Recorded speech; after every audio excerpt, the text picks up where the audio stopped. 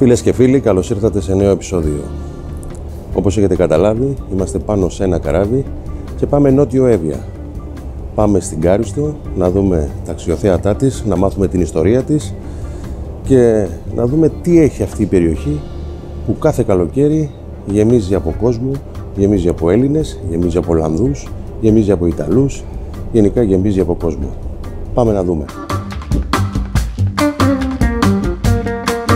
Φτάσαμε στην Αγία Μαρίνα για να ταξιδέψουμε με το πλοίο που έφευγε στις 8 και η ηλιόλουστη μέρα μας έδειχνε πως το οδηπορικό μας στον Δήμο Καρίστου θα ήταν μια ξεχωριστή εμπειρία.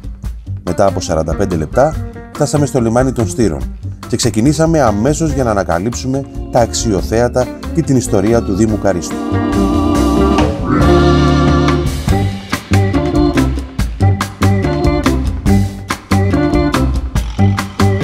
Τα Στήρα είναι μια κομμόπολη της Νότιας Εύβοιας που υπάγεται στον Δήμο Καρίστου. Η πρώτη γραπτή αναφορά γίνεται από τον Όμηρο, στην Ιλιάδα, για τη συμμετοχή της πόλης στην εκστρατεία της Τρίας. Η επικρατέστερη εκδοχή για την ονομασία της πόλης είναι ότι προέρχεται από τη λέξη στούρα, που φανερώνει ταύρο, η οποία επικράτησε τον 9ο αιώνα π.Χ.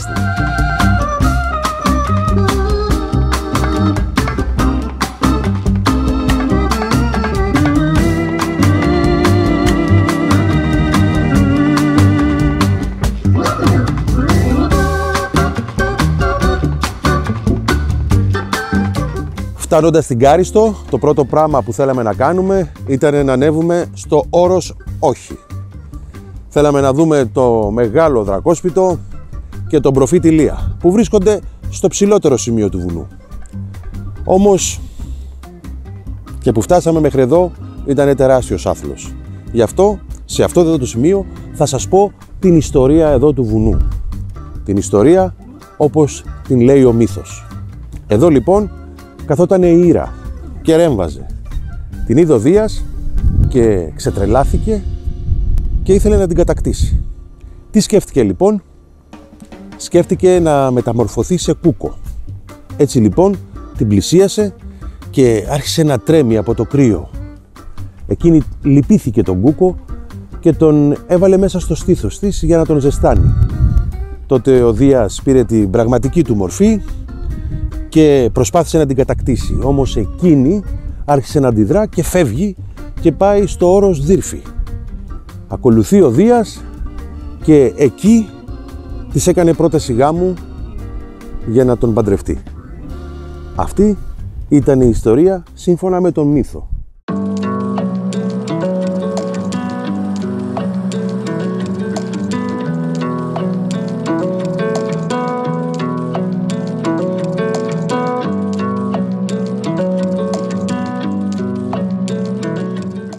Ένα από τα περίεργα πράγματα που υπάρχουν εδώ στην Κάριστο είναι τα περίφημα δρακόσπιτα. Κανένας δεν ξέρει την πραγματική τους ιστορία. Κανένας δεν ξέρει τον λόγο ύπαρξής τους.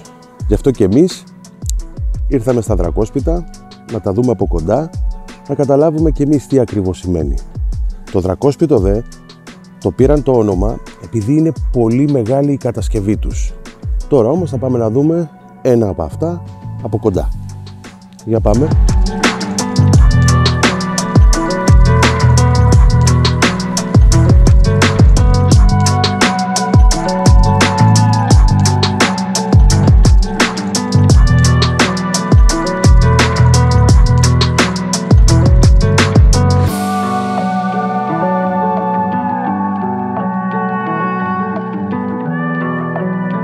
Βλέπετε ότι είμαστε μέσα σε ένα δρακόσπιτο. Κοιτάξτε να δείτε. Όπως σας είπα, κανένας δεν ξέρει πώς αυτά τα πράγματα φτιάχτηκαν. Και κοιτάξτε τι ακριβώς εννοώ. Δεν υπάρχει κάποιο τσιμέντο. Έχουν βάλει τη μία πέτρα πάνω στην άλλη. Από εδώ βλέπετε πόσο τεράστιες είναι αυτές οι πέτρες και σκεπάζουν για να κάνουν οροφή. Τα δρακόσπιτα δε είναι από 5 έως 13 μέτρα και κανένας δεν ξέρει πώς μεταφερθήκανε αυτοί οι όγκοι πέτρας και μπήκε μία πάνω στην άλλη. Γι' αυτό και λένε ότι εδώ κατοικούσανε δράκοι. Τα δρακόσπιτα είναι 25 συνολικά. Εμείς είμαστε στον Στύρον, σε αυτό που είναι μόλις 15 λεπτά από το λιμάνι, σε αυτό που έχει μια μικρή ορειβασία για να φτάσεις μέχρι εδώ, περίπου τα 500 μέτρα. Το μεγαλύτερο όμως δρακόσπιτο είναι αυτό που είναι στο όρος Όχι, που βέβαια είναι το μεγαλύτερο και το δυσκολότερο στο να φτάσεις, γιατί χρειάζεται να είσαι και λίγο ορειβάτης.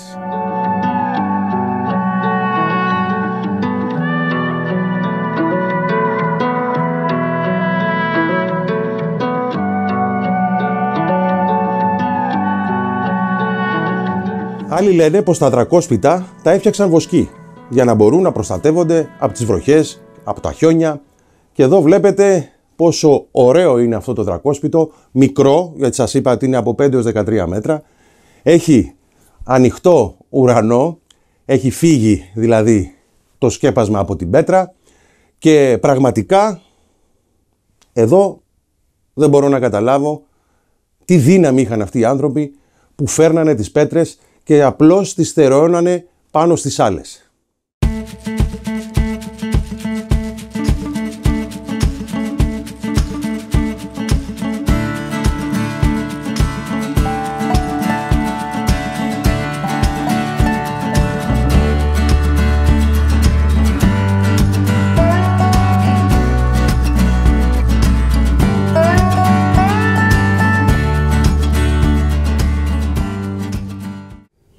Δήμαρχέ μου, φίλε Λευτέρη, δεν έχω λόγια να πω για το Δήμο σου, για την Κάριστο. Είμαστε ήδη μία μέρα εδώ και έχουμε γυρίσει απίστευτα τοπία, πράγματα που δεν τα είχα φανταστεί ότι θα μπορούσαν να υπάρχουν εδώ στο Δήμο σου. Συγχαρητήρια. Να είσαι καλά, να σε καλωσορίσουμε συνονόματι Λευτέρη στο Δήμο μας και μας είναι ιδιαίτερη χαρά και που προβάλλεις στο Δήμο, αλλά και λόγω της φιλίας μας είναι ιδιαίτερη χαρά που είμαστε πάλι, ξαναβρισκόμαστε και ξαναβρισκόμαστε εδώ στο Δημαρχείο της Καρίστου. Είδες πολύ καλά ότι διοικούμε ένα Δήμο πανέμορφο από άκρη σ' άκρη, από τον Αλμυροπόταμο μέχρι και την περιοχή του Καφιρέα. Έχεις γυρίσει, από ό,τι μου είπες, αρκετές περιοχές του Δήμου μέχρι σήμερα και έχεις ακόμα τις επόμενες προς την πλευρά του Πλατανιστού και του Καφιρέα. Πανέμορφες περιοχές. Μέχρι τον Όχι πάνω. Στα Δρακόσπιτα. Στα Δρακόσπιτα. Στην Όχι είναι πραγματικά πανέμορφος Δήμος. Εκείνο που, επειδή είπες τώρα και για το βουνό, το όμορφο του Δήμου μας είναι ότι συνδυάζουμε και βουνό και θάλασσα. Βρεχόμαστε και από την πλευρά του Ευωικού αλλά και την πλευρά του Αιγαίου. Με διαφορετικές ομορφιές σε κάθε σημείο. Η πλευρά του Ευωικού είναι πιο άγρια και έχει μια άγρια ομορφιά, φυσική ομορφιά, και η πλευρά του Ευωικού έχει τις όμορφες παραλίες. Έχουμε πάνω από 100 χιλιόμετρα ακτογραμμές, πάνω από 200 παραλίες που μπορεί κάποιος να τις επισκεφθεί. Όλος ο Δήμος είναι πανέμορφος. Τα τελευταία χρόνια έχουμε κάνει μια τεράστια προσπάθεια για την προβολή του Δήμου. Πιστεύω ότι το έχουμε πετύχει, έχουμε γίνει γνωστοί. Θέλουμε να κάνουμε το Δήμο Καρίστου ένα σύγχρονο Δήμο που οι παραθεριστές μας, οι επισκέπτες μας να περνούν πάντα καλά. Φυσικά αυτό που είπα στην αρχή, ότι ζούμε σε έναν Άγιο Τόπο, είναι ότι πάρα πολλοί τομείς μέσα στο Δήμο μας, όπως είναι η κτηνοτροφία, η γεωργία, η αλληλεία, τα λατομεία, οι πλάκες Καρίστου, η ενέργεια τα τελευταία χρόνια και κυρίως ο τουρισμός έρχονται και δίνουν μια ανάπτυξη στην περιοχή και έχουμε μια αυτόνομη οικονομία, ας πούμε, μέσα στο Δήμο Καρίστου που προσπαθούμε συνεχώς να την αναπτύσσουμε. Εγώ θα κρατήσω για τον τουρισμό ότι δεν είναι τυχαίο ότι το Υπουργείο Τουρισμού διάλεξε τη Μεγάλη Άμμο για να κάνει το διαφημιστικό σποτ το 2020, που πήγα και πραγματικά είδα ένα ονειρεμένο σημείο απέναντι από τους πεταλιούς. Αλλά επειδή προέρχομαι και από την αυτοδιοίκηση, εγώ θα πω με τη δική μου ματιά, και όχι επειδή είσαι εσύ και είσαι φίλος, αλλά θα πω το εξής, ότι δύσκολα βρίσκω σε δήμους ανά την Ελλάδα πεντακάθαρους δρόμους. Ήμουνα στο Μαρμάρι και πήγα να πετάξω ένα μπουκαλάκι και ήταν καθαρισμένο ο κάδος, που είναι δύσκολο. Μπορεί κάποιοι να νομίζουν ότι αυτό συμβαίνει παντού, δεν συμβαίνει παντού. Και είναι διπλά τα μπράβο σε σένα που έχεις ένα τόσο μεγάλο τουριστικό δήμο που πρέπει να τον διαφημίσεις, αλλά την καθημερινότητά σου την τηρείς και τα κρατάς όλα πεντακάθαρα. Για μένα είναι τιμή τώρα αυτό που λες, γιατί είσαι και άνθρωπος της αυτοδιοίκησης, Λευτέρη, και που είναι πραγματικά έτσι δύσκολο στην αυτοδιοίκηση. Είναι αυτό που να πείσεις στους πολίτες ότι τους δημότες, ότι αυτά που θεωρούν αυτονόητα είναι πάρα πολύ δύσκολο να τα πετύχεις όμως και να τα έχεις σε καθημερινή βάση, δηλαδή αντιμετώπιση καθημερινότητας. Αυτό φυσικά δεν γίνεται από έναν άνθρωπο, ούτε από τον Δήμαρχο. Έχω τη χαρά να έχω πάρα πολλούς καλούς συνεργάτες, αντιδημάρχους, δημοτικούς συμβούλους και πραγματικά όλο το Δημοτικό Συμβούλιο έχει συμβάλει και τα τελευταία χρόνια. Πιστεύω ότι έχουμε αυτή την ανάπτυξη ως Δήμος, γιατί είμαστε όλοι μια γροθιά και προσπαθούμε για το καλό. Και μάλλον προσπαθούμε για το καλύτερο, που πάντα είναι ο εχθρός του καλού, λέμε, και αυτό το έχουμε κάνει στο Δήμο, έτσι, πορεία μας, και προσπαθούμε σε καθημερινή βάση. Πιστεύω ότι και από εδώ και πέρα ο Δήμος Καρύστου θα αναπτύσσεται συνεχώς. Έχουμε δρομολογήσει μεγάλα έργα μέσα στο Δήμο, είτε αυτά είναι αντιπλημμυρικά έργα που αφορά την προστασία κυρίως της ζωής μας, που είδαμε και τις τελευταίες ημέρες δυστυχώς ότι θα πρέπει να δίνουμε τη μεγαλύτερη σημασία που πρέπει. Είμαστε δίπλα πάντα στους δημότες στις δύσκολες καταστάσεις. Μην ξεχνάμε ότι προερχόμαστε από 3 χρόνια πάρα πολύ δύσκολα λόγω του COVID. Μέσα από 10 χρόνια μέσα από την οικονομική κρίση. Και αυτό που λέω και περνάω ότι είναι ότι κρινόμαστε και στα δύσκολα. Άρα πιστεύω ότι θα έχουμε καλύτερες μέρες για την Ελλάδα μας και έτσι και ο Δήμος Καρύστου πιστεύω ότι είμαι σίγουρος, αφού ξεπεράσαμε τα δύσκολα τόσο καλά, πιστεύω ότι θα πάμε πάρα πολύ καλά.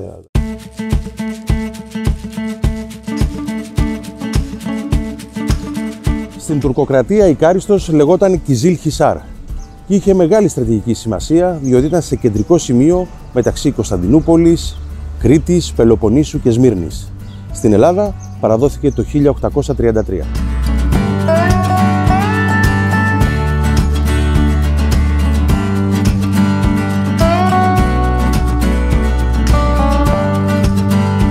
Στον πρώτο χρόνο της Επανάστασης του 1821, εδώ από την Κάριστο, εφοδιάζονταν τα φρούρια της Πελοποννήσου και της Κρήτης.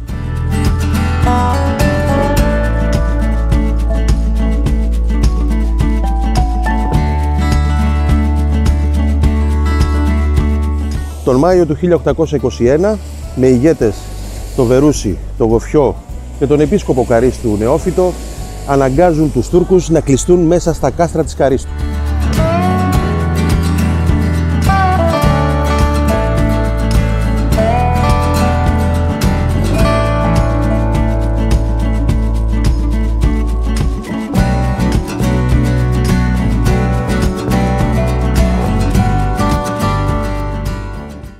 Έργα, τα επόμενα σου έργα. Έχουμε το βιολογικούς καθαρισμού. Έχουμε τώρα εξυγχρονισμό του βιολογικού καθαρισμού εδώ στο Δήμο Καρύστου. Έχουμε ολοκληρώσει το βιολογικό καθαρισμό στο Μαρμάρι και κατασκευάζουμε τώρα νέο βιολογικό καθαρισμό στα Αστήρα και στα Νέα Αστήρα. Άρα όλος ο Δήμος, δηλαδή τα συνεκτικά του κομμάτια, τα μεγάλα του κομμάτια, έχουν βιολογικούς καθαρισμούς. Έχουμε πάρα πολλά έργα οδοποιίας για να βελτιωθούμε και έχουμε ακόμα πορεία μπροστά μας όμως, να βελτιωνόμαστε συνεχώς. Έχουμε έργα πολιτισμού, κάνουμε ένα μικρό θεατράκι εδώ στην ανατολική πλευρά του Δήμου Καρύστου. Από πλευράς υγείας έχουμε ένα από τα πιο σύγχρονα, πιστεύω, νοσοκομεία στην Ελλάδα. Φαντάζομαι, Λευτέρη, ότι έχει αξονικό τομογράφο, είναι στελεχωμένο πλήρως από πλευράς προσωπικού. Και τώρα ο Δήμος συμβάλλει στην κατασκευή νέας πτέρυγας που θα καλύψει μονάδα τεχνητού νεφρού, που θα δώσει μια τεράστια λύση στους ασθενείς της περιοχής μας, του Δήμου μας. Αλλά πέρα από αυτό, καταλαβαίνεις πολύ καλά ότι ακόμα και στους παραθεριστές μας δίνει μια δυνατότητα να καλύψει ανάγκες και μια σιγουριά. Το νοσοκομείο μας δεν ξέρω αν θα το προλάβεις για να το επισκεφτείς κιόλας. Είναι πραγματικότητα ότι είναι στελεχωμένο σε τέτοιο βαθμό που λίγα νοσοκομεία στην Ελλάδα έχουν τέτοιο δυναμικό.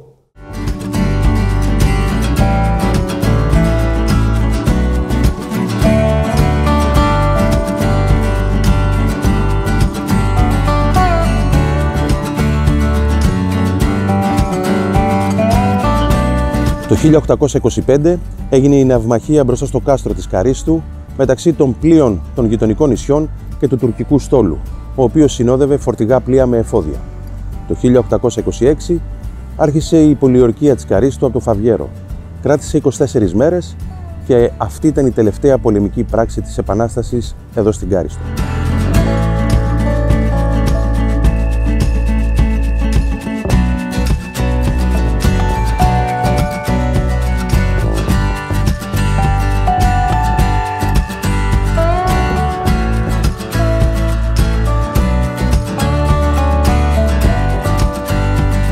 Το ενετικό φρούριο που βλέπετε πίσω μου λέγεται Μπούρτζι και είναι το σήμα κατά τεθέν της Χαρίστου.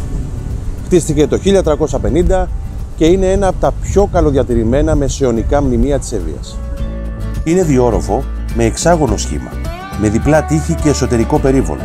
Έχει 24 μπουκαπόρτες και το χαρακτηριστικό του είναι η χαμηλή τοξωτή πύλη που ασφαλίζει με δίφυλη σιδερόπορτα.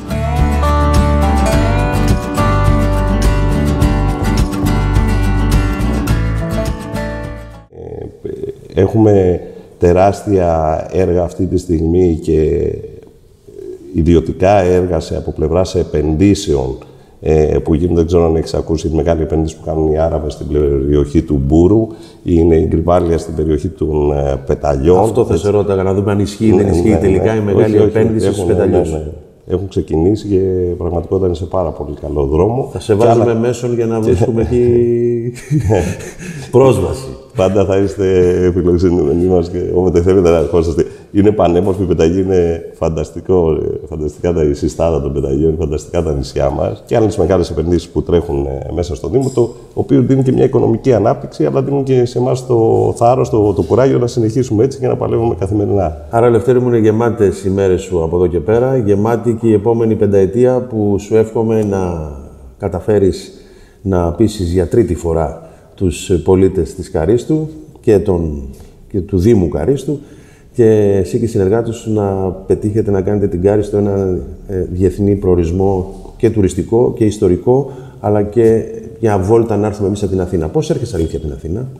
Από την Αθήνα και είναι πανεύκολο για να έρθει από την Αττική και εμείς περισσότεροι επισκέπτες μας είναι από την Αττική. Και έχουμε και το προνόμιο όμως τώρα ότι είμαστε πάρα πολύ κοντά και στο Ελευθέριος Βενιζέλος στο αεροδρόμιο. Έρχεσαι είτε μέσω της Δραφίνας προς το Μαρμάρι, που είναι 1 ώρα, είτε από τον Μαραθώνα από την Αγία Μαρίνα, περνάς στα Νέα Στήρα ή στον Αλμυροπόταμο που είναι 3/4, είτε οδικός μέσω της Χαλκίδας.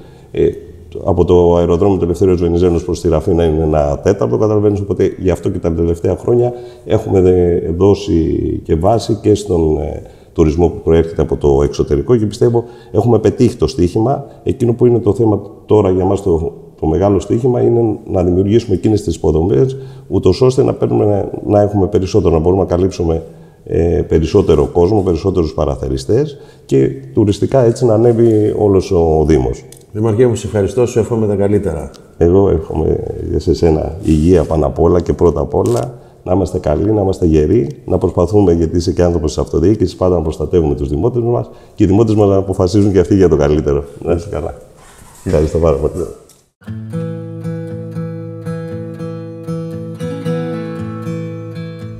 Επί Βασιλείας Όθωνα σχεδιάστηκε η πόλη με πάρα πολύ καλή ρημοτομία, με μεγάλους δρόμους, μεγάλες πλατείες.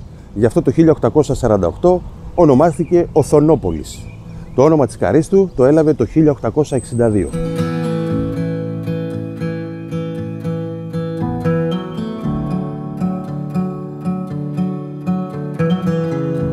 Το Αρχαιολογικό Μουσείο Καρίστου στεγάζεται στη δυτική πτέρυγα του Γιοκάλιου Πνευματικού Ιδρύματος.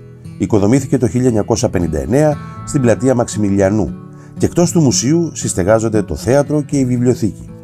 Στις συλλογές του περιλαμβάνονται γλυπτά, επιγραφές, πύληνα ειδόλια, ευρήματα από τα δρακόσπιτα της Όχης και των Στήρων.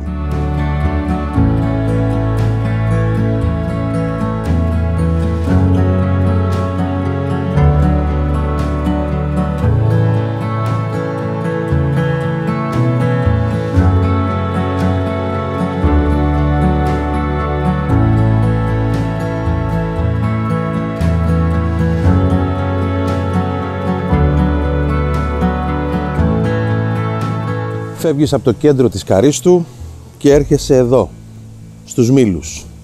Τι ήταν η Μήλη? Ήταν η πρώτη πρωτεύουσα της περιοχής. Και εδώ αυτό το χωριό γνώρισε μεγάλες δόξες, διότι λειτουργούσαν όλες οι δημόσιες υπηρεσίες και η δημογεροντία. Όμως το όνομα του χωριού πάρθηκε από τους πολλούς μήλους που υπήρχαν εδώ στην περιοχή. Οπωσδήποτε να το επισκεφτείτε, θα φάτε πολύ καλά και θα δείτε ένα πολύ ωραίο γραφικό χωριό. Πρωτίστως όμως θα δείτε ποια ήταν η πρώτη πρωτεύουσα της περιοχής.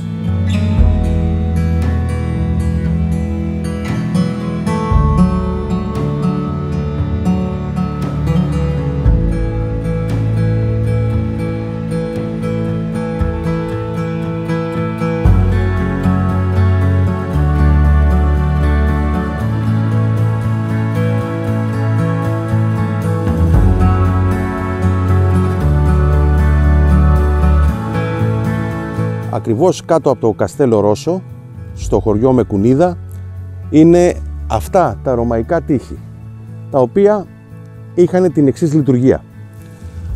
Από πιο πίσω, που ήταν το ρωμαϊκό υδραγωγείο, οδηγούνταν οι αγωγοί για να δίνουν νερό στο κάστρο. Λίγο παρακάτω είναι η Αγία Σοφιά, όπου εκεί στις 5 Βρύσσες το 1826 είχε γίνει η μεγάλη μάχη κατά της εκστρατείας του Φαβιέρου. Σε αυτό εδώ το σημείο όμως που βρισκόμαστε, για να ξέρετε τα πάντα, έχει 287 μέτρα υψόμετρο.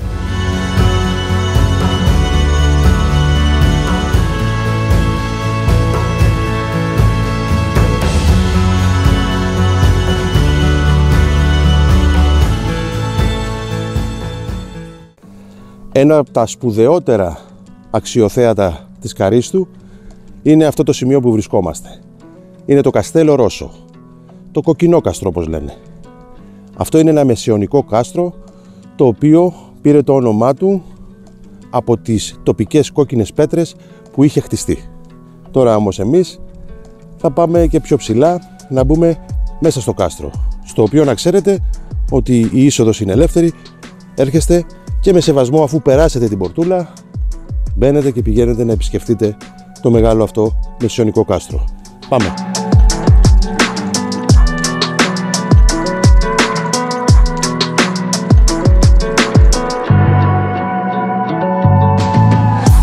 Το κάστρο φέρεται να κτίστηκε από τον λοβαρδικό οίκο Ντάλε Κάρτσερι μετά το 1205 ως κατοικία του άρχοντα.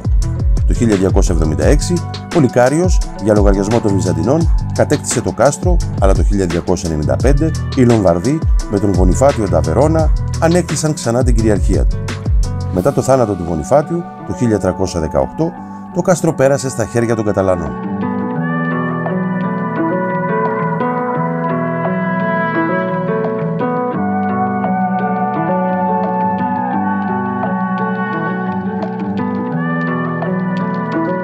Μετά την κατάκτηση της Χαλκίδας από τους Οθωμανούς, αυτό το κάστρο πέρασε στην κατοχή τους. Σήμερα στις μέρες μας είναι ένα πολύ καλοδιατηρημένο κάστρο που ξεκίνησαν οι εργασίες το 1967 και εδώ ακριβώς είναι ο προφήτης Ηλίας. Ένα εκκλησάκι που αξίζει τον κόπο, μια που φτάσατε εδώ στην κορυφή, να έρθετε μέσα να προσκυνήσετε την εικόνα. Ελάτε!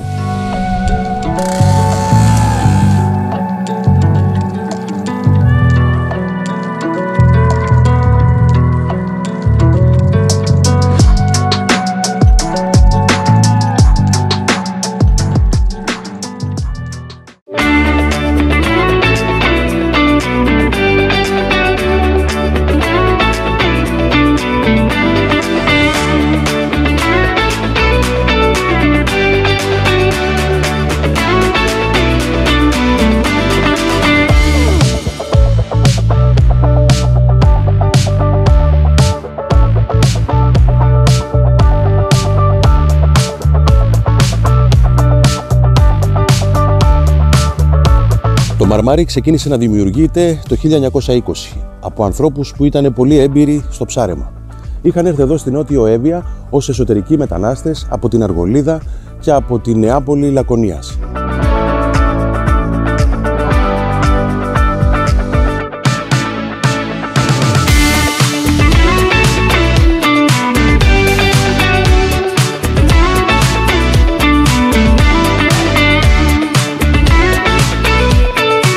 Η τουριστική του ανάπτυξη άρχισε να γίνεται μεταξύ 1950 και 1960, όταν άρχισαν να έρχονται εδώ οικογένειες από την Αθήνα με μικρό εισόδημα. Σήμερα όμως τα πράγματα είναι εντελώς διαφορετικά και στο Μαρμάρι έρχονται πολλοί άνθρωποι από το εξωτερικό για να απολαύσουν εδώ τις θάλασσες του.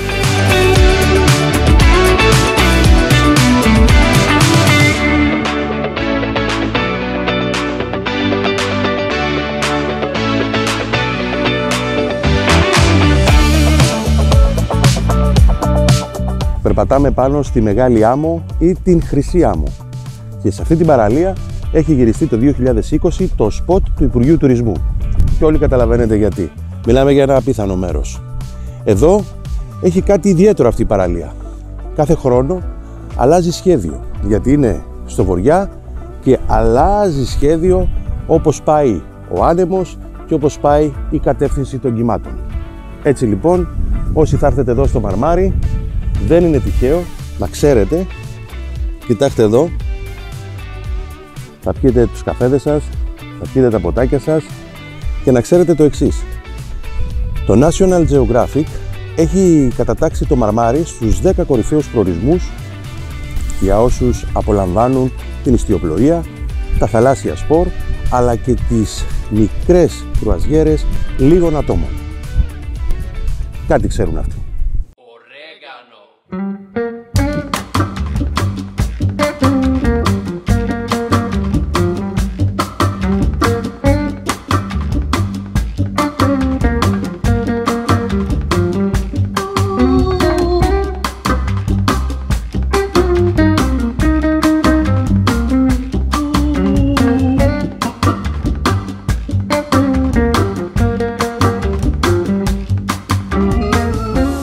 Είδατε ότι η Κάριστος είναι γεμάτη ομορφιές και δεν υπήρχε καλύτερο κλείσιμο επεισοδίου από αυτό εδώ το σημείο.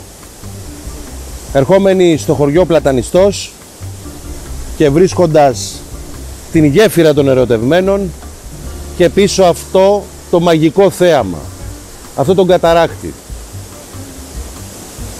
Έτσι λοιπόν, με αυτήν την απίθανη εικόνα από την Κάριστο θα κλείσουμε και αυτό το επεισόδιο. Ελπίζουμε να σας δώσαμε εικόνες που να σας κίνησαν την όρεξη να έρθετε να επισκεφτείτε την Κάριστο, να δείτε τις ομορφιές της από κοντά, να απολαύσετε τα καταγάλανα νερά της και είμαι σίγουρος πως θα φύγετε με τις καλύτερες εντυπώσεις και από πλευράς φιλοξενίας αλλά και από πλευράς των μοναδικών τοπίων που θα δείτε. Εάν σας άρεσε αυτό το επεισόδιο, κάντε ένα like και μια εγγραφή στο κανάλι μου. Και μέχρι το επόμενο γυρίζοντας, να είστε γεροί και αισιόδοξοι.